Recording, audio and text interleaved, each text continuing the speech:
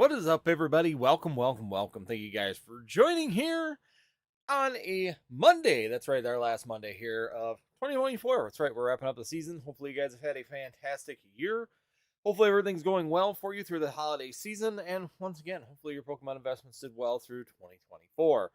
So, I'm going to do a little quick audio. Looks like my audio is good to go because I was acting a little bit funny earlier. But I do want to just thank everybody and anyone that joins in on this live to thank you guys for being part of Northwoods TCG here in 2024. Love the comments, love the interaction with you guys. Greatly appreciate it from everybody that's enjoying the community and also having fun here in the Pokemon space. So thank you guys, everybody. Going into 2025, guys. Hard to believe. What are we looking at here for the future here in 2025? And we're only 2 years away again from the next anniversary. So 2026 is going to be another anniversary in Pokemon. So we do have some things to be looking forward to as we're getting closer and closer to Gen 10 as well. So maybe Gen 10 will just be a repeat. I mean, there's a lot of speculation out there right now with the new game coming out and what we're looking at potentially for that. What kind of investments should we be looking for going into the early parts of 2025? I think number one is definitely going to be Prismatic Evolutions at MSRP. I think is going to be huge. I think that's going to be the number one most chase after thing going into 2025. I think the second thing that we will be looking at is going to be Team Rocket set, preparing, revving up, and getting backlog of money currently for that set as well is probably a very smart situation to be looking at. If you are not, I want to say not looking for investments right now, I would be more gearing up for the two sets that are coming out here in the next month and within the next year as well. So to me, right now, all their investments, as I said before, I just don't see any reason to be pushing on a lot of different fronts. If you need a fix of getting an investment, there are some things out there, of course. There's always opportunity in different markets, whether it's in the single market, the graded market, or in the actual sealed product market. There's all different avenues you could be looking at right now. There's some great opportunities if you want to spend a little bit of money actually in like the Bubble Mew. Great opportunity as well. Potential in that section. The 151 Charizard, if you look at it and are good at grading and want to take some risks, maybe purchase some from eBay where you can see several pictures or go to your local card shop and buy those cards and potentially get those 10s. There's some really good opportunities to double down on some of your cards with only $15 to $16 put into it at GameStop. GameStop giving you another avenue to be able to do small investments, small gambles versus sending large quantities in that you'd have to do through the PSA part of your area. I mean, if you're doing hundreds of them, it really doesn't matter, right? If you're doing hundreds of cards at a time, if you're like Dan at Catch 'em All Collectibles, if you're like PK, and I'm sure like Jake at Pokenomics, I'm sure that they're just sitting there spitting out 200-300 at a time, and I know that they're doing it. Even Rusty at TCA Gaming. If you're doing that in many of them, then it really doesn't matter if you're using PSA or GameStop. I mean, you can take advantage of the credits on GameStop. You can take advantages on PSA. You can also get that discounted pricing, and it really doesn't matter where you go. At that point, I'd use PSA if I was doing those large quantity. But I'm kind of with a lot of you guys when it comes down to grading.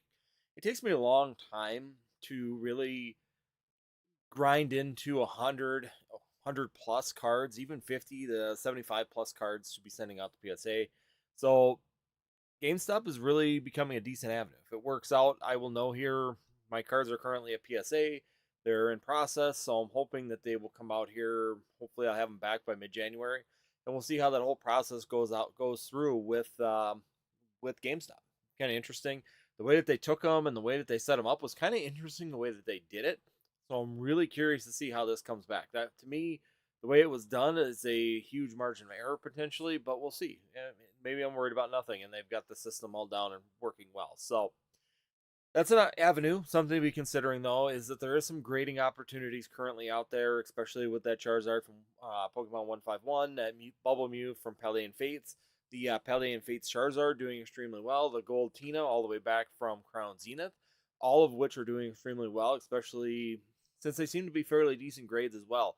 The Bubble Mew a little bit harder out of the ones that I just mentioned, but The Tina and the Charizard from 151 seem to have fairly good 10 rates when it comes down to the grading portion of that. So definitely a good advantage when it comes down to that part. And of course, the singles themselves are doing extremely well. Are we going to see a retract of that 151, you know, 151 Charizard at this point in time? Are we going to see a massive reprint after this one? It's just been kind of rolling out to the point of where we're going to see a reduction in the price. So far, we haven't seen a reduction in the price with a reprint rolling out. So why would you think that if we would be getting a big enough one futuristically or to affect the price that? Plus that Blastoise, the Venusaur, all of which are doing extremely well currently on the market. A lot of 151 cards are doing really well. So there's some really good opportunity even for single investments in that 151 area. We're seeing some really good things on that end going into 2025, and I just don't see them retracting or having any real issues in the future. I see some decent growth on those for investments and in the single side of things. Now, going into the sealed side of things, and the sealed side of things is going to be kind of hairy, especially if you're specifically looking at the Scarlet and Violet era. I think that there's a lot of risk factor inside of there currently, as I've spoken of before, and I do think that there are some opportunities. You could take some risks on it if you have some extra money and want to try it out and see. Currently, booster boxes are still climbing in price, so we're seeing some really good opportunities that even if you were to bought 3 months ago some booster boxes, that the price continues to go up really, really slowly, and it continues to give you value when it comes down into it. So yeah, I would really be interested to see where we go with Scarlet and Violet.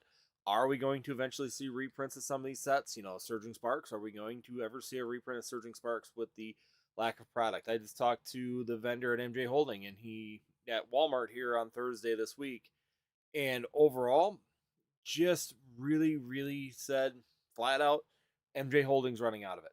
So they're not even bringing. They didn't bring any to my stores that are in his district, and it's simply because of the fact that they just don't have any, and they're not getting any currently.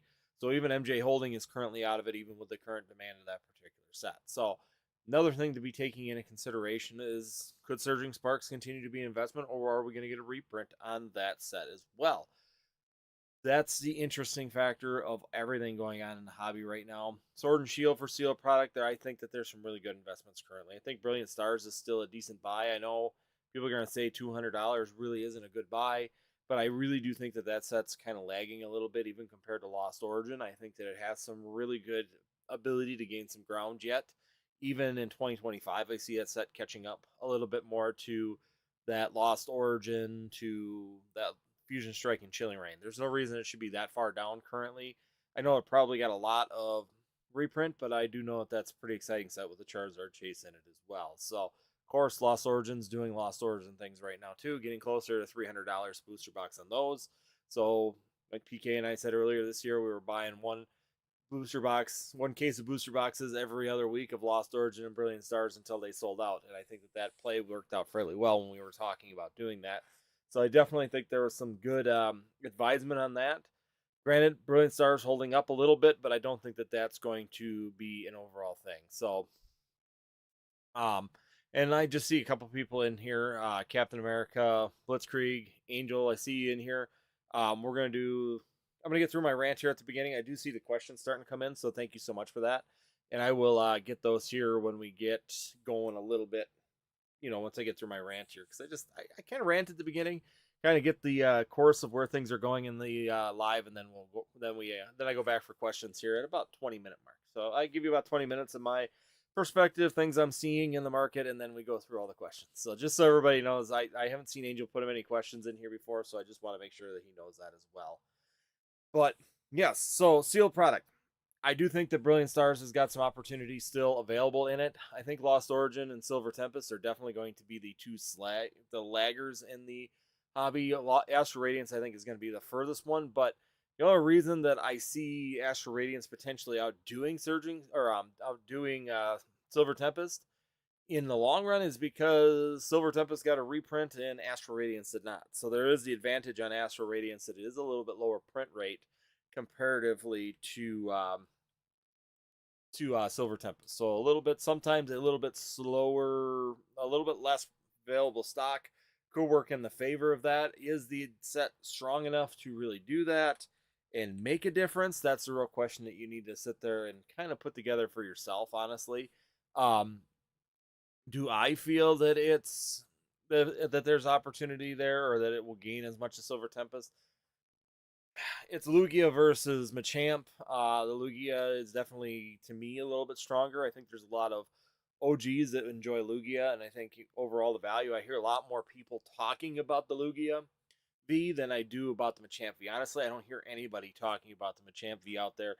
We know it's there. It's kind of like the redheaded stepchild. You know it's there, but we really just don't pay attention to it. Lugia's talked about a lot. Tina's talked about a lot. Charizard's talked about a lot. Gengar VMAX has talked about a lot.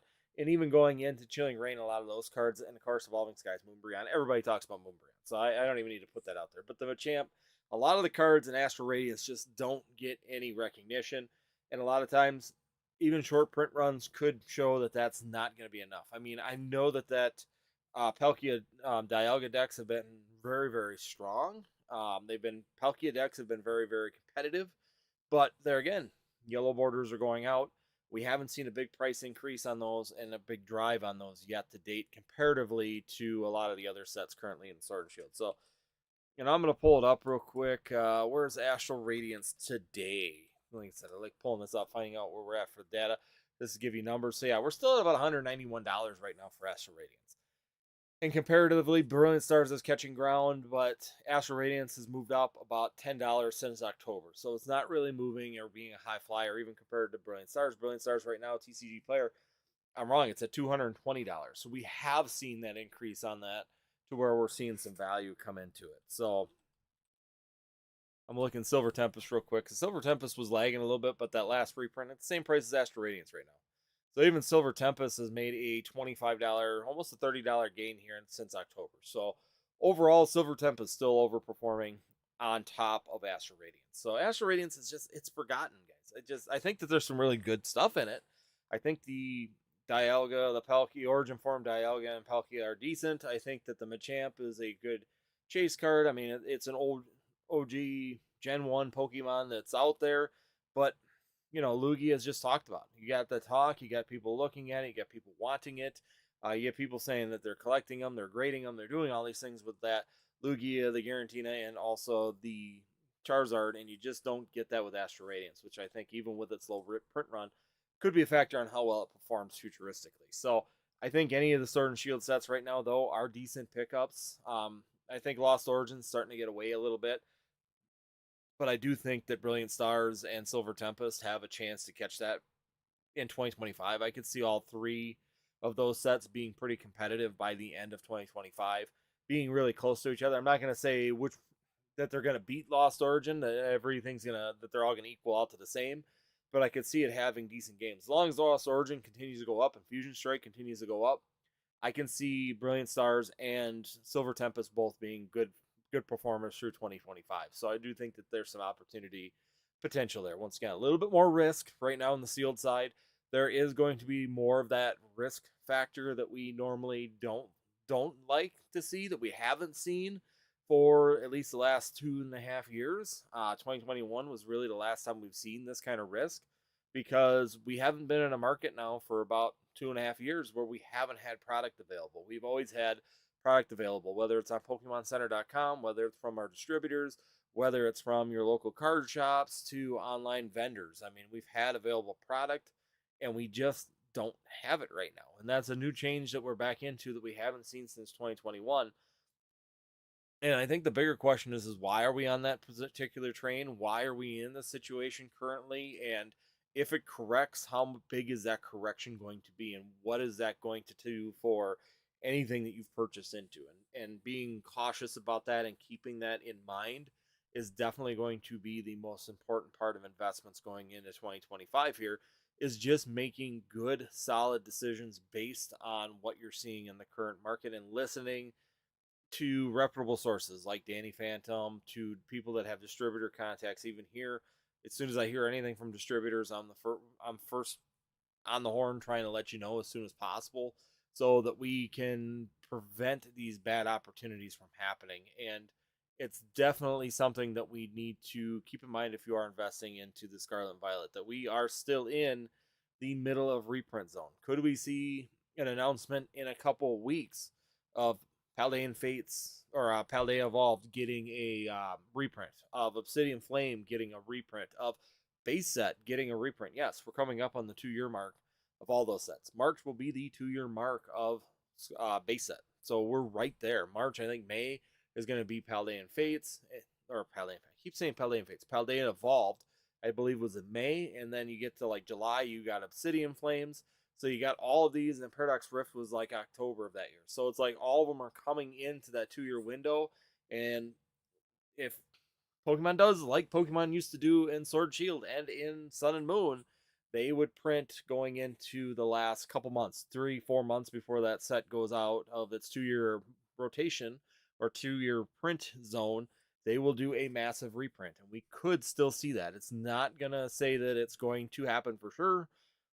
They could always change the way that they do things. They might be focused on the last 4 sets here of the year. They think they're going to be the best sets, so they're really cranking production, like with Prismatic Evolutions. Maybe all of the time and energy is going into Prismatic, and that's all that they care about is the Prismatic side of things. And then they're thinking, okay, then we got the Gym Challenge set coming up, so let's put all the focus in on that. And then we got a Rocket set coming up, so let's put all the focus on that Rocket set. Let's just forget about these. I mean, we'll get to them maybe if we get time. If not, it is what it is. There was enough stock, and we won't worry about it. So another thing that I've been working at too, and this is going to be a little bit tougher play unless you have distributor, is look for those booster bundles.